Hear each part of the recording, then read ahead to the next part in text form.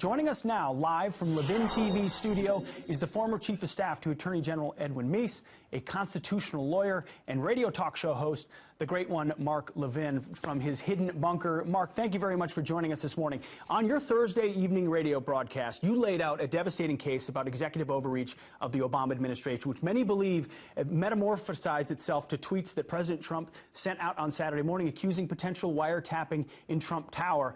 We want to give you a case here this morning to lay out what you know about it, and the evidence you have for the potential executive overreach of the Obama administration.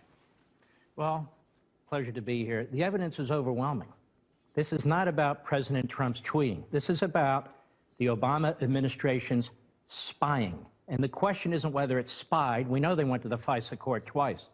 The question is, who did they spy on? The extent of the spying. That is, the Trump campaign, the Trump transition, Trump surrogates. And I want to walk you through this, the American people. Exhibit 1. Exhibit 1. This is all public. Head Street. 2 separate sources with links to the counterintelligence community have confirmed that the FBI sought and was granted a Foreign Intelligence Surveillance Act court. This is spying. In October, giving counterintelligence permission to examine the activity of, quote, U.S. persons in Donald Trump's campaign with ties to Russia. Let me go on. This isn't me. They say the first FISA request, sources say, named Trump, was denied back in June, denied by the court. But the second was drawn more narrowly and was granted in October after evidence was presented of a server possibly related to the Trump campaign and its alleged links to 2 banks. Now, sources suggest that a FISA warrant was granted to look at the full content of emails and other related documents that may concern U.S. persons. Now, I know people are hung up with Trump's word wiretapping. Well, how'd they get access to this server information? Does it really matter if it was wiretapping, electronic surveillance, or whatever it was? Exhibit 2, The Guardian, a well-known right-wing British paper. Here it is, quote, The Guardian has learned the FBI applied for a warrant from the Foreign Intelligence Surveillance Court over the summer in order to monitor 4 members of the Trump team suspected of irregular contacts with Russian officials. Keep in mind, this is during a presidential election. The sitting president, the incumbent party, is now investigating the presidential candidate of the Republican Party and his campaign to some extent. The FISA court turned down the application asking FBI counterintelligence investigators to narrow its focus. According to one report, the FBI was finally granted a warrant in October. Exhibit 3, McClatchy, another well-known right-wing newspaper. Here they have the agencies. Headline, FBI, 5 other agencies. 5 other Obama administration agencies probe possible covert Kremlin aid to Trump. The FBI and 5 other law enforcement intelligence agencies have collaborated for months in an investigation into Russian attempts to influence the November election, including whether money from Kremlin covertly aided presidential-elect Donald Trump. 2 people familiar with the matter said the agencies involved in the inquiry are the FBI, the CIA, the NSA, the Justice Department, the Treasury Department's Financial Crimes Enforcement Network, and representatives of the Director of the National Intelligence. Are you telling me Barack Obama didn't know what was going on in 6 agencies? As you hold go on, hold on. Okay, keep going. I'm not done. I need to make the case because the media seems to be confused about their own reporting. New York Times, another well-known liberal outlet, intercepted Russian communications, part of inquiry into Trump associates, January 19. The FBI is leading the investigations, aided by the NSA, the CIA, Treasury Department's Financial Crimes Unit. The investigators have accelerated their efforts in recent weeks, but have found no conclusive evidence of wrongdoing. Listen to this. One official said intelligence reports based on some of the wiretap communications have been provided to the White House. This is the New York Times, another right-wing outlet. 4. Another right-wing outlet, Let's continue. New York Times again. NSA gets more latitude to share intercepted communications. In the final days of the Obama administration, the administration has expanded the power of the NSA to share globally intercepted personal communications with the government's 16 other intelligence agencies before applying privacy protections. Now, why would they do this on the way out the door? Well, March 1, Exhibit 6. Obama administration rushed to preserve intelligence of Russian election hacking. In the Obama administration's last days, listen to this, some White House officials scrambled to spread information about Russian efforts to undermine the presidential election and about possible contacts between associates of President-elect Trump and Russians across the government. I'm not done. Exhibit 7, New York Times. Flynn is said to have talked to Russians about sanctions Trump took office. Well, where'd they get this information? Well, Mark, you know, the FISA court, they're always monitoring the Russian ambassador, and so how do we know that? Maybe they are, maybe they're not, but there's an awful lot of other activity. Sure. Here we have Washington Post, one more, Washington Post, March 2nd.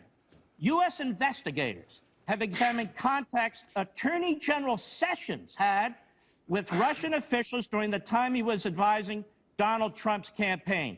The focus of the U.S. counterintelligence investigation has been on communication between Trump campaign officials and Russia. Listen to this. The inquiry involving Sessions is examining his contacts while serving as Trump's foreign policy advisor in the spring and summer of 2016. This has been going on for a year. Well, Mark, now, as you do on your radio program, you lay out a devastating case based on public documents, as you point out, and not right-wing sources, but mainstream left-stream sources. How confident are you that this investigation, which was on so-called Russian hacking, but now the White House says this morning will be broadened to looking into executive overreach, how confident are you they will find something there? I don't know, but they already found something. The issue isn't whether the Obama administration spied on the Trump campaign or transition or certain of its surrogates. The issue is the extent of it. They went into court a second time. They were so aggressive. They waited 4 or 5 months. They go back in October, weeks before the general election. They narrow their request. All of a sudden, we have leaks coming out on Flynn. Then we have a horrible meeting that took place between Sessions and so forth. And I'm telling you, as a former chief of staff to an attorney general of the United States in the Reagan administration, these are police state tactics. Now, what did Barack Obama know? He knew everything I just read to you apart from 1 or 2 articles. You know how I know? It's in the newspapers. It's right there. So Barack Obama not only knew this, but he gets a daily intelligence briefing. And let me tell you something about daily intelligence briefings. If your attorney general and your FBI is going to the FISA court to get a warrant to investigate aspects of an opposition party in the middle of a general election campaign, how much you want to bet the President of the United States knew that? I don't want to bet you on that. Read his opinion. Mark, we were about to hit a hard break. Is there any way you could stick around for 1 more minute and ask you 1 more question on this? That's fine. You got it. All right, more with Mark Levin on Fox & Friends right around the corner. Still joining us live from Levin TV studio, former Chief of Staff to Attorney General Edwin Meese, constitutional lawyer and radio talk show host, the great one, Mark Levin. Mark, I got to tell you, even just in the break, the response has been overwhelming to the case that you laid out, which is devastating. And Abby and I were talking in the break about sort of where it goes from here, right, Abby? Yeah, that is the question, because you've laid out your case in this last block. You're very passionate about the evidence that you have. And as Pete said, we have so many people writing us in saying, thank you for speaking your voice. They're right behind you on this. My question, though, how does this play out in the media? How are they going to continue to cover this story? Let me first say, this is the case made by the New York Times, the Washington Post, McClatchy, and the rest of them. I just put it together as a former Justice Department official. And Donald Trump here is being attacked for what he tweeted. Donald Trump is the victim. His campaign is the victim. His transition team is the victim. His surrogates are the victim. These are police state tactics. I am telling you this as a former chief of staff to an attorney general. If this had been done to Barack Obama, all hell would break loose. And it should. And Barack Obama's statement is pathetic. Mark. Let me just say this. Where does it go from here? They ought to release both FISA court applications where they sought the warrant. The one in the summer and the one in October. So we know exactly what they were doing. That's number one. Number two, Congress needs to see the daily presidential intelligence briefings over the past year or so. Those are the beginnings of a serious investigation. Number three, for the Republicans in Congress, you control the majority. If the Democrats do not want to assist, and they won't, because I'm starting to think Chuck Schumer and the others are participating in all this cover-up activity, then plow ahead without them. But this is important to the country. We cannot have a sitting presidential administration unleashing 6 federal agencies, intelligence and law enforcement. I don't mean the president personally sitting there and saying, you know what, Valerie, Let's go get him. Obviously, the Attorney General and the FBI were involved in this. This is how you get a FISA court application prepared and submitted. Do you think former President Obama was involved in this? And if so, how much was he involved? I'm not Nostradamus here. I just think that we ought to find out. But I will tell you this. He's more involved than he says. I mean, it's his executive branch. It's his Justice Department. Mine's been the IRS. All of a sudden, the IRS is targeting American citizens. I don't know anything about it.